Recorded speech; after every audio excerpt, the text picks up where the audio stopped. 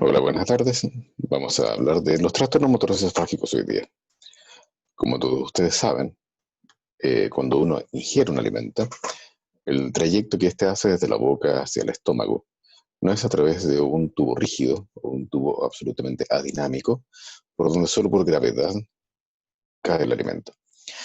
Este alimento, incluso si uno estuviera haciendo la posición invertida, es capaz de llegar desde la boca, ¿cierto?, hasta el estómago. Y eso es gracias a que la musculatura del esófago permite impulsar el alimento, el bolo alimentario, desde la faringe hacia el estómago. Esto lo hace de varias maneras, pero en general, obviamente, la principal son las ondas primarias de peristalsis esofágica. Estas ondas contráctiles que van haciendo una contracción progresiva desde proximal a distal, ¿cierto? Van empujando al bolo alimentario. Duran aproximadamente 5 a 6 segundos en bajar completamente el bolo desde la faringe hacia el estómago. Y se desencadenan cuando el esfínter esofágico superior se relaja. Todos sabemos que el esfínter está cerrado permanentemente, tiene un tono muscular importante, pero cuando hacemos el gesto de tragar, de deglutir, este se relaja y comienza el proceso de deglución. Y comienza el bolo. Una vez que pasa, por inmediatamente por detrás de él va una onda contráctil presionando y empujándolo hacia distal, es decir, hacia el estómago. Esas son las ondas primarias. Pero hay unas ondas que son las secundarias, que también son peristálticas. Estas ondas tienen una particularidad, que no dependen del esfínter esofágico superior, sino por el contrario, ayudan a proteger el esófago del reflujo gastroesofágico, que normalmente hay algún grado de reflujo, pero este debe ser de muy corta duración y no debe dañar el epitelio esofágico. Cuando algún alimento desde el estómago distiende el esófago en la medida que se está devolviendo, se activa nuevamente una onda peristáltica, pero esta vez de tipo secundaria, puesto que el esfínter esofágico superior en ningún momento se relajó. Y estas ondas ayudan a producir lo que se llama el clearance esofágico, es decir, limpiar el esófago de aquellas sustancias que pudieran ser dañinas para su mucosa. Hay un tercer tipo de ondas en el esófago, que son las terciarias. Y estas pueden no tener ninguna relación con el alimento, no tienen relación con el esófago, con el esfínter esofágico superior ni inferior, y pueden estar desencadenadas ya sea espontáneamente o a veces por algún grado de reflujo.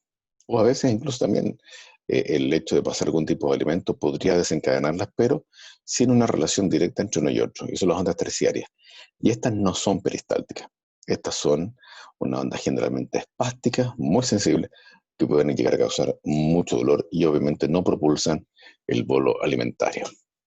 Entonces, entendiendo que esta es la fisiología básica normal que tiene el esófago, para poder hacer avanzar el bolo desde la faringe hacia el estómago, cualquier trastorno en esta contractilidad que es ordenada, que es progresiva, podríamos interpretarla como si fuera un trastorno de la motilidad esofágica. Entonces, estos trastornos motrices esofágicos son grupos de enfermedades que afectan única y exclusivamente al esófago y se caracterizan por la existencia de anomalías en el movimiento del cuerpo esofágico y del esfínter inferior. La gran mayoría de estos trastornos se ven. Aquí hay un aumento en la contractilidad o una disminución en la contractilidad de la musculatura esofágica.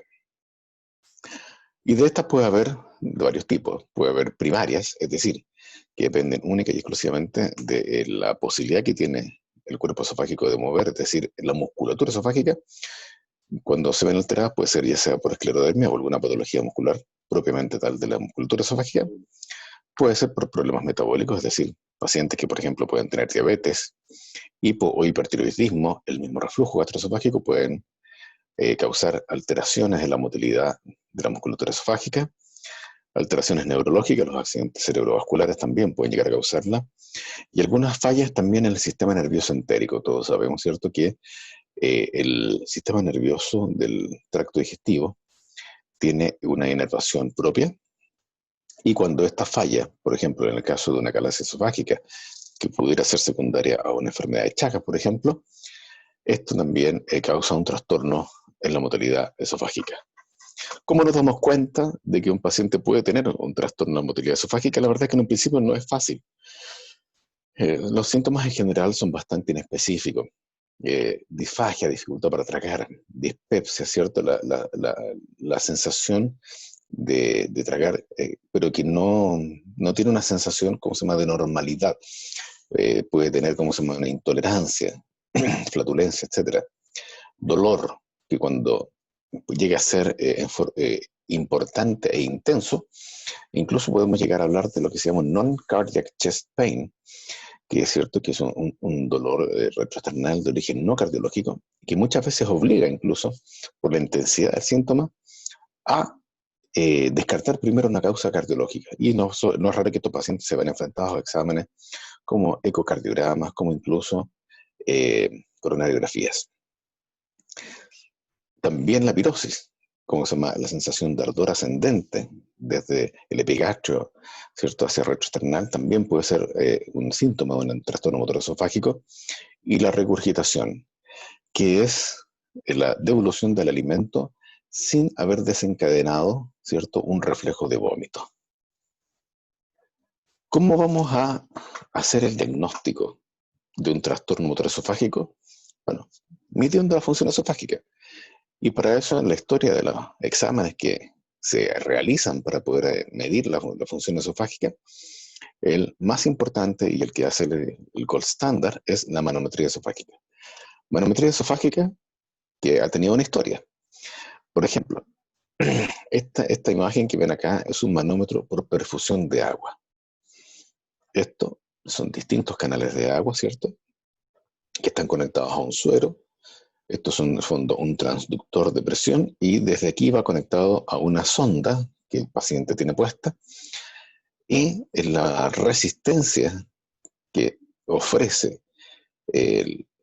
la pared esofágica a la salida de la gota de agua que sale desde este perfusor es medido, ¿cierto?, y es interpretado como la presión del esófago.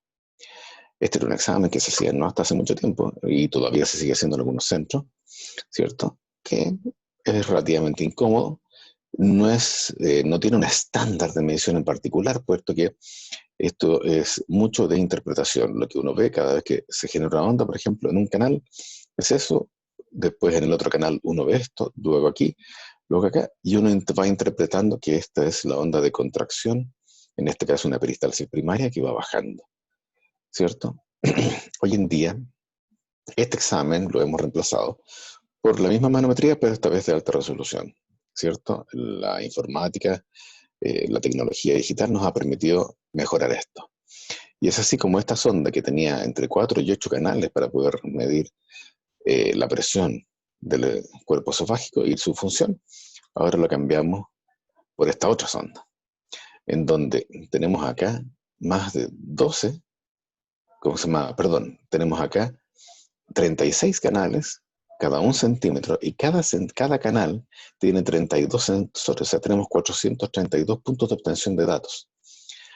Y esto es una sonda que no se mueve, no es como la presión de agua, que uno tiene que ir haciendo un retiro cada 1 centímetro por cada dilución, sino que esta se instala simplemente y no se saca, y al paciente se le hace las pruebas de reposo y las pruebas con deglución de agua para ver cómo está funcionando ese esófago.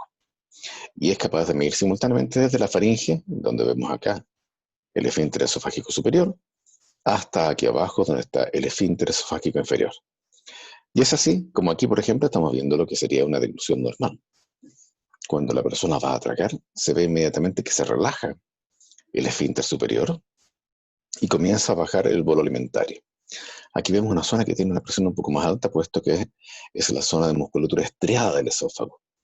Y aquí donde vemos que hay un poquito menos, ¿cierto?, es la zona de transición entre la musculatura estriada y la musculatura lisa. Y podemos ver que en el tiempo hay una progresión de esta onda que permite el avance del bolo alimentario hacia el estómago que está aquí abajo.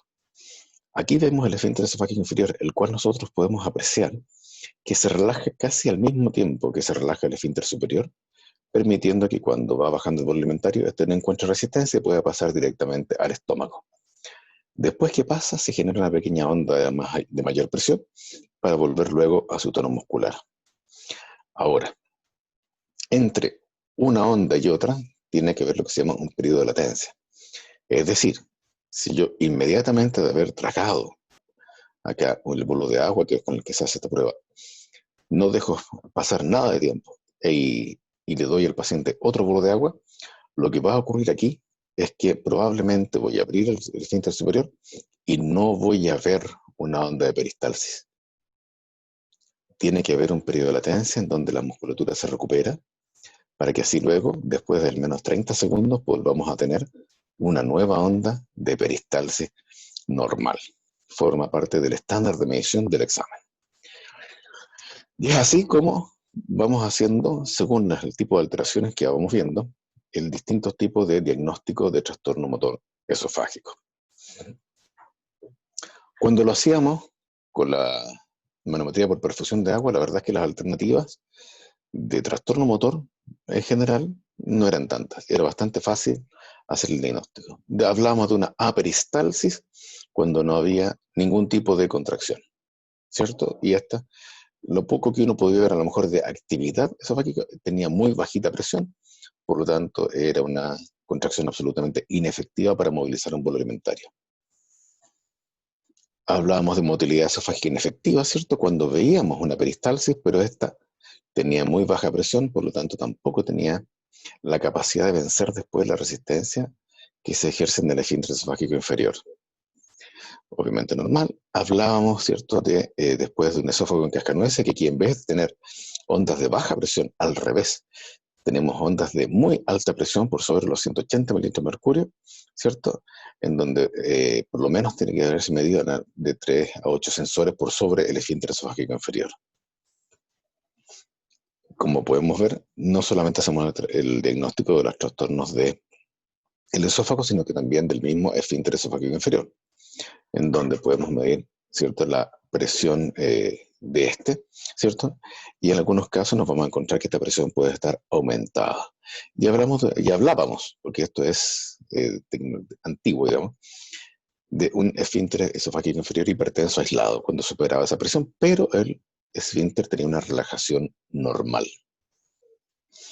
Hablábamos de un espasmo esofágico distal cuando este paciente tiene una velocidad contráctil superior a los 8 centímetros por segundo, ¿cierto? Somos muy bajos, ¿cierto? Y se veía al menos 2 registros por encima del esófago inferior, ¿cómo se llama?, de esta alta y rápida presión. Cuando ninguno encajaba sobre algo típico, hablábamos de un trastorno motor en específico, y aquí es donde viene lo interesante, puesto que hay una enfermedad cuyo gold estándar de diagnóstico es efectivamente la manometría esofágica, que cuando hacíamos la manometría tradicional, nosotros veíamos que había una relajación anormal del esfínter esofágico inferior, es decir, generalmente una falla en la relajación, y esto producía, ¿cierto?, la dilatación del esófago, finalmente llevando a una falla en la peristalsis, produciendo que las contracciones no se encontraran, o había algunas pocas simultáneas, pero muy inefectivas. Cuando llegó la manometría de alta resolución, esto se hizo bastante más complejo porque pudimos ver con más detalle todo lo que pasaba en el esófago y con bastante más precisión.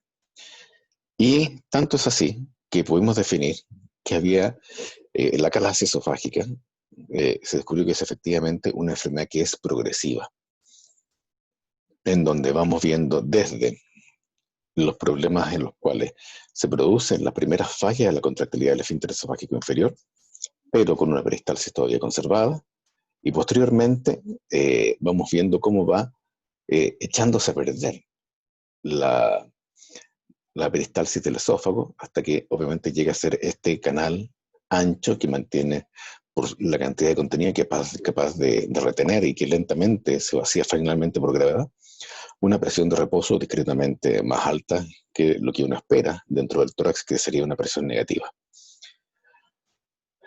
Tenemos también, podemos hacer la diferencia entre lo que es una obstrucción del flujo de salida de la unión gastroesofágica, que no es lo mismo que una acalasia, pero que se puede confundir con acalasia, y esto lo podemos ver muchas veces en tumores del esófago distal. O, por ejemplo, en los pacientes operados de cirugía bariátrica con un banding gástrico, lo veíamos en los pacientes que tenían un banding instalado. contractilidad ausente y comenzamos a tener otro tipo de mediciones que tienen que ver con la presión distal, ¿cierto? Se hace una ecuación donde podemos ver los milímetros de mercurio involucrados en los últimos sensores, ¿cierto? En donde nos damos cuenta que en realidad lo más importante dentro de la peristalsis del esófago es la que se produce en el tercio distal de este. ¿Bien? Podemos ver trastornos puros de la peristalsis, donde podemos ver peristalsis inefectivas, ¿cierto? Fragmentadas, ¿cierto? Podemos ver este esófago hipercontráctil que le llamábamos antes el nutcracker o cascanueces, ahora le cambiamos el nombre a jackhammer, ¿cierto? Pero en el fondo, en la práctica termina siendo lo mismo. Entonces, para mostrar cómo se ve, por ejemplo, una imagen característica de una acalasia esofágica, que es este trastorno motor esofágico, vamos a ver la siguiente slide. Vemos acá, en este slide, que cuando el paciente deglute, efectivamente se produce la apertura del esfínter esofágico superior, ¿cierto? Posteriormente el cierre del esfínter, con una mayor presión para que obviamente no haya un reflujo esófago-faríngeo, pero podemos ver una ausencia total en este sector de una onda peristáltica. Es así como aquí se ve discretamente, como se llama, más elevada la presión, pero en forma pareja en toda la longitud del esófago y no tiene esta inclinación que nos daba en el tiempo de la onda peristáltica. Y como podemos ver, no se produce en ningún minuto la relajación del esfínter inferior. Sin embargo, cuando recibe el bolo, tenemos el efecto contrario. Tenemos incluso el aumento de la presión del esfínter esofágico inferior. Y esto va provocando un círculo vicioso de que, obviamente, en la medida que esto no se abre, no se libera esta presión, nuestro esófago se va ensanchando y va aún progresivamente perdiendo la capacidad de contraerse, ¿cierto? Y vamos viendo las imágenes típicas de la acalasia, ¿cierto? De imagen radiológica en pluma de ganso. Cuando hablamos de trastornos de hipercontractilidad, por ejemplo, vemos un jackhammer, en donde vemos un espasmo importante de muy alta presión. Aquí estamos viendo sobre 190, 200 milímetros de mercurio. Este espasmo lo más probable es que sea muy doloroso, pero no vemos ningún trastorno en la motilidad del esfínter esofágico inferior. Hay una relajación adecuada, ¿cierto? El trastorno es puramente esofágico. Pudiera haber aquí, a lo mejor, un esófago hipersensible. En ocasiones, el reflujo gastroesofágico, cuando hay refluye efectivamente el ácido, el daño que produce sobre la mucosa produce, ¿cómo se llama?, desencadena esta contracción, y generalmente cuando se ocurre podemos hablar incluso de un esófago hipersensible. En la esclerodermia, el trastorno motor es tal, no habiendo trastorno en la musculatura del esfínter esofágico inferior, que cuando el paciente deglute algo, el alimento cae prácticamente como si fuera un tubo rígido simplemente, y por gravedad cae al estómago. De la misma manera, eso sí puede refluir, ¿ya? Y no tenemos ondas de Kleenex ni ondas espásticas, probablemente una de las condiciones de más difícil tratamiento es la esclerodermia. ¿Qué hacemos con un trastorno motor esofágico? Porque obviamente esto es algo que no es fácil de tratar. Y en general cuando son trastornos espásticos donde hay un aumento de la presión, ya sea en el cuerpo esofágico o sobre todo en el esfínter esofágico inferior, tratamos de dar relajantes de la musculatura lisa a través de medicamentos bloqueadores del calcio, como por ejemplo el nifedipino o el diltiazem, nitrito como isosorbida, antimuscarínicos, ¿cierto?, como ya sabemos los antiespasmódicos, e incluso cuando necesitamos, por ejemplo, relajar el esfínter esofágico inferior, en el caso de una acalasia, podemos hacer el intento de inyectar toxina botulínica, ¿cierto?, Botox, para tratar de relajarlo.